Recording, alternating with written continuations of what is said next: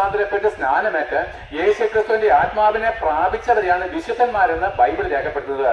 അതുകൊണ്ടാണ് റോമാലേഖനം മുതലുള്ള എല്ലാ ലേഖനങ്ങളും ഇങ്ങനെയുള്ള വിശുദ്ധന്മാർക്ക് വേണ്ടിയിട്ടാണ് ദൈവം എഴുതിയിരിക്കുന്നത്.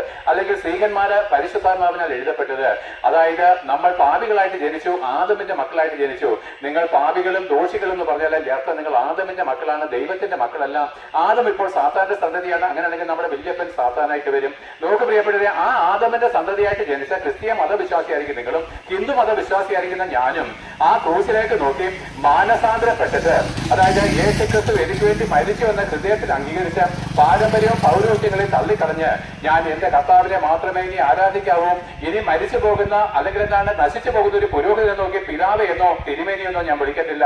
ഞാനല്ല കർത്താവ് പറഞ്ഞത്, ഈ ഭൂമിയിൽ നിങ്ങൾക്ക് പിതാവായിട്ട് ഒരുവനെയുള്ളൂ, സ്വർഗസ്ഥൻ തന്നെ. ഭൂമിയിൽ ആരെയും നിങ്ങൾ പിതാവ് എന്ന് വിളിക്കല്ലേ. പ്രിയപ്പെട്ടവരെ, മരിച്ചു പോകുന്ന ഒരു പുരോഹിതനെ പിതാവ് എന്ന് വിളിച്ചാൽ ദൈവം എന്നതിന്റെ അർത്ഥം എന്തൊരു പോഷത്വമാണ് നമ്മൾ ചെയ്യുന്നത്.